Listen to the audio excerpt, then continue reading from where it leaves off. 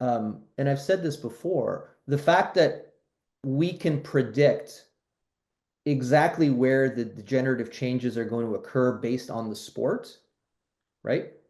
Mm, Tells us that the forces being absorbed in that sport are abnormal for the human condition, right? The fact that I can tell you that if you make it to the NHL, and I've assessed I don't know, hundreds of NHL hips, and they pretty much almost come out looking very much the same. There's only mm, a few athletes that I've assessed and dealt with as a hockey player that had something resembling good hips, but for the most part, the abnormality of taking the human system that has evolved such that when you put a sagittal force into the body, it moves you forward. I should have turned this off. Sorry about that. Um, when you now put a blade at the end of that foot and you change the mechanics such that in order to propel yourself forward, you have to put a coronal or a lateral force into the ice. It's that over time is an abnormal stressor to what the system had evolved to do, right? Sports are an abnormal or artificial boundary condition that we place on the system in order to allow the system to output a particular result.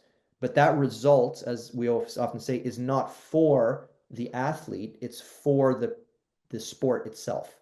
So in other words, hockey might be it gets back to what we were saying before. Playing hockey, recreational hockey, is good for you because exercise is good for you. But playing hockey is not good for your hip, right?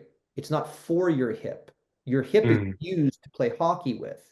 But if you take a human hip and you make it a hockey hip, and then you fast forward 20 years, you can very easily predict the end result of that which is osteoarthritis of the hip, a complete lack of internal rotation, adductor changes in the tissue, the architecture of the tissue of the adductors. Reason why there's so many adductor problems in hockey, right?